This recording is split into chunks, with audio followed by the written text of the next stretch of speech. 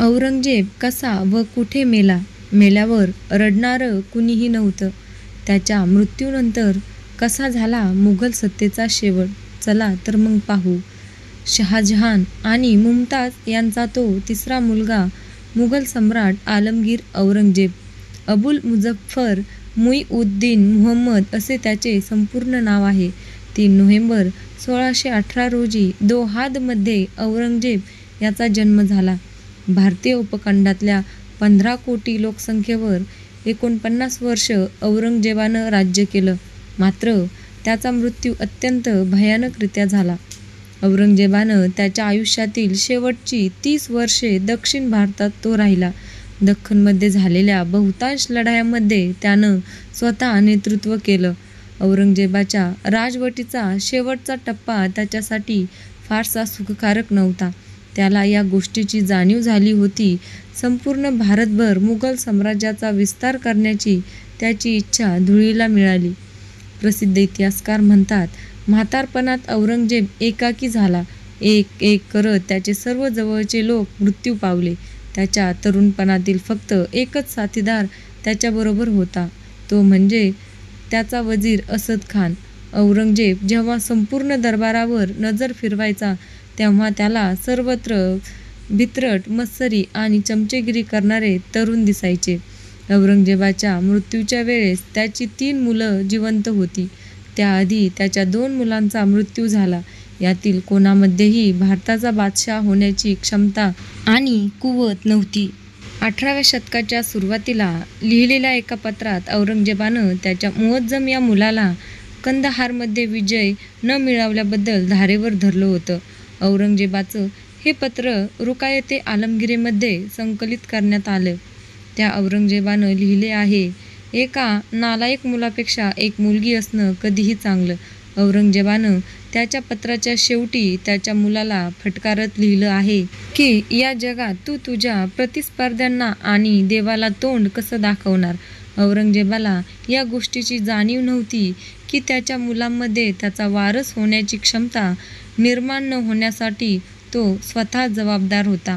इतिहासकार मुनीस फारुकी म्हणतात, the princes of the Mughal empire या पुस्तकात औरंगजेबानं त्याच्या शहजाद्यांच्या खाजगी आयुष्यात हस्तक्षेप करून त्यांची स्वायत्तता कमकुवत केली होती.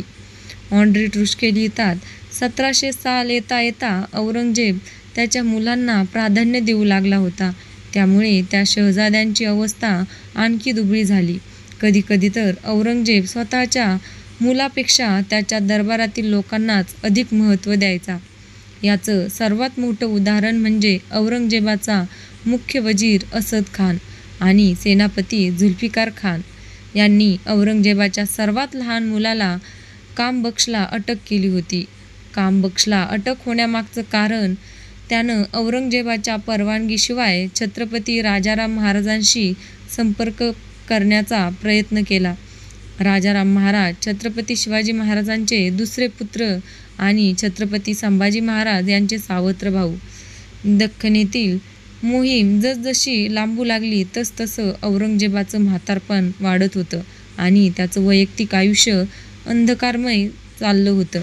त्याची सून जहानजेब बानो हिचा मार्च 1705 मध्ये गुजरात येथे मृत्यू झाला. तर औरंगजेबाचा बंडखोर मुलगा शहजादा अकबर याचा देखील 1704 मध्ये इराण यामध्ये मृत्यू झाला. याच्या आधी 1702 मध्ये औरंगजेबाची कवयित्री मुलगी जेब उन निसा हिचा देखील मृत्यू झाला.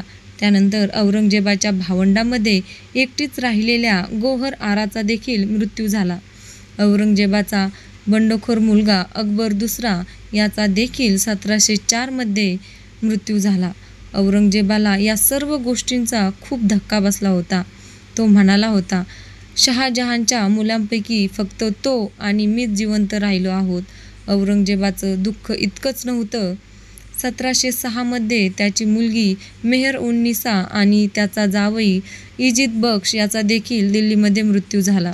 औरंगजेबाच्या मृत्यूच्या काही काळ आधीच त्याचा नातू बुलंद अख्तर याचा देखील मृत्यू झाला.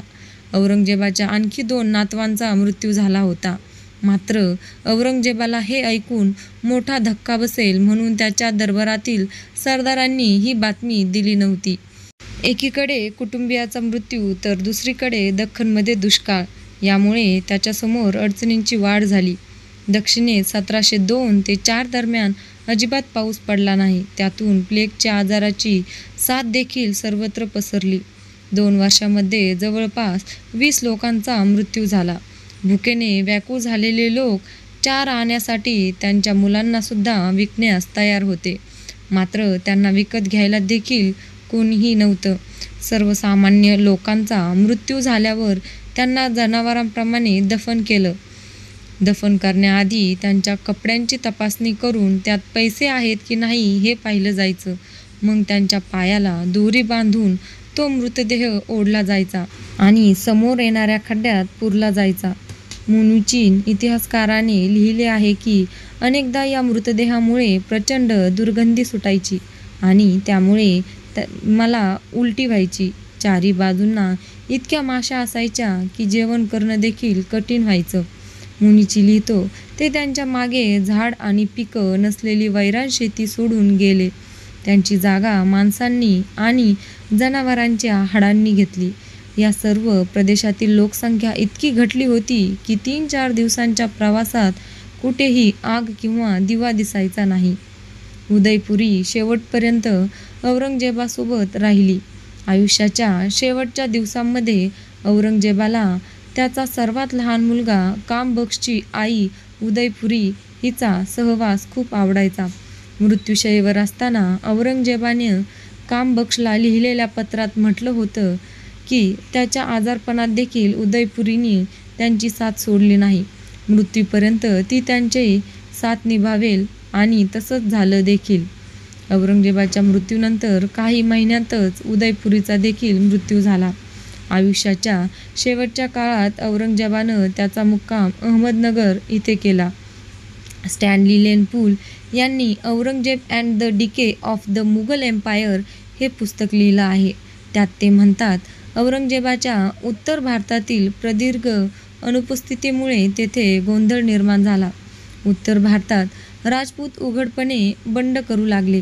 आग्र्याच्या परिसरातील जाट डोकं वर काढू लागले, तर मुलतानच्या जवळपासचे शीख देखील मुघल साम्राज्याला आव्हान देऊ लागले. मुघल सैन्य निराश झालं होतं. मराठ्यांमध्ये देखील मुघल सैन्यावर लपून-छपून हल्ले करण्याची हिंमत आली होती. औरंगजेबानं त्याच्या सर्व मुलांना दूरवरच्या मोहिमांवर पाठवलं. त्याला भीती वाटत होती की त्यानं स्वतःचे वडील शहाजहान यांच्याबरोबर केलं होतं तेच त्याचे मुलं त्याच्यासोबत देखील करतील. अब्राहम इराली या आणखी एका इतिहासकारानं the Mughal throne the of India's great empire हे पुस्तक लिहिलं. त्यात त्यांनी लिहिले आहे की औरंगजेबाच्या राजवटीत मुघल साम्राज्याचा विस्तार झाला. त्यांच्या राजवटीत देखील प्रदेशात वाढ झाली. मात्र त्यामुळे मुघलांची ताकद वाढण्याऐवजी ते कमकुवत झाले. त्या काळी मुघल साम्राज्याचा विस्तार इतका प्रचंड झाला की त्याचा कारभार करणं कठीण झालं होतं. मुघल साम्राज्य स्वतःच्याच ओझ्याखाली दबलं होतं. औरंगजेबाचं आजारपण या व्यतिरिक्त औरंगजेबासमोर सर्वात मोठा प्रश्न होता तो म्हणजे त्याच्या वारसदाराचा. मुनीचीन लिहिलं आहे की मुघल साम्राज्याची दावेदार असलेली बादशाह औरंगजेबाची मुलं आता स्वतःच म्हातारी होऊ लागली होती. औरंगजेबाच्या मुलांनंतर त्याच्या नातवांचा नंबर येत होता. मात्र नातवांची दाढी देखील पांढरी होऊ लागली. त्याच्या नातवाचं वय देखील 45 वर्षांहून अधिक झालं. दावेदारांमध्ये औरंगजेबाची पतवंड देखील होती. त्यांचं वय 25-27 वर्ष होतं. यातील फक्त एकच जण औरंगजेबाचा उत्तराधिकारी होऊ शकत होता. सत्ता संघर्षात इतर लोकांना एकतर त्यांचे हातपाय तोडून घ्यावे लागले असते किंवा जीवाला मुकावं लागलं असतं. 1705 मध्ये औरंगजेबानं वागिंजेरा हा मराठ्यांच्या किल्ला जिंकल्यानंतर कृष्णा नदीच्या काठावर एका गावात मुक्काम ठोकला, जेणेकरून त्याच्या सैनिकांना थोडा आराम मिळावा. इथेच औरंगजेब आजारी पडला. त्याच वर्षी ऑक्टोबर महिन्यात दिल्ली जाण्याच्या इराद्यानं तो अहमदनगरच्या दिशेने निघाला. मात्र तो त्याचा शेवटचा मुक्काम ठरला. 14 जानेवारी 1707 ला 89 वर्षांचा हा मुघल बादशाह पुन्हा एकदा आजारी पडला. काही दिवसात तो बरा झाला. त्यानंतर तो पुन्हा दरबार भरवू लागला. मात्र यावेळेस त्याला अंदाज आला, आता त्याच्याकडे फार वेळ शिल्लक नाही. त्याचा मुलगा आजम याचा वाढता उतावळीपणा त्याला अस्वस्थ करत होता. औरंगजेबानं मुलाला लिहिलेलं पत्र इतिहासकार सांगतात की 4 दिवसांनी औरंगजेबानं आजमची नियुक्ती माळव्याच्या सुभेदार म्हणून केली आणि त्याला तिकडे पाठवलं. मात्र शहजादा आजम चतुर होता. त्याच्या लक्षात आलं की त्याच्या वडिलांचा शेवट आता जवळ आलाय. त्यामुळं त्यानं जाण्याची घाई केली. तो अनेक ठिकाणी मुक्काम करत हळूहळू पुढे जात होता. मुलाला पाठवल्यानंतर 4 दिवसांनी औरंगजेबाला मोठा ताप आला. मात्र तरी देखील तो हट्ट करत दरबारात आला आणि त्या स्थितीत देखील तो दररोज 5 वेळा नजाम पडला. आयुष्याच्या शेवटच्या दिवसांमध्ये औरंगजेबानं त्याच्या मुलांना 2 पत्र लिहिली. त्यात त्यानं लिहिलं, माझी इच्छा आहे की तुम्ही दोघांनी सत्तेसाठी आपसात लढू नये. मात्र तरी देखील मला दिसतं आहे की माझ्या मृत्यूनंतर बराच रक्तपात होणार आहे. माझी देवाकडे प्रार्थना आहे, प्रजेसाठी काम करण्याची इच्छा त्यानं तुमच्यात निर्माण करावी आणि राज्यकारभार चालवण्याची क्षमता निर्माण करावी. 3 मार्च 1707 औरंगजेब त्याच्या शयनकक्षातून बाहेर पडला. जदुनाथ सरकार लिहितात की औरंगजेब सकाळचा नमाज पडला आणि मग तसबीहचे मणी मोजू लागला. हळूहळू तो बेशुद्ध होऊ लागला आणि त्याला श्वास घेणं देखील कठीण झालं.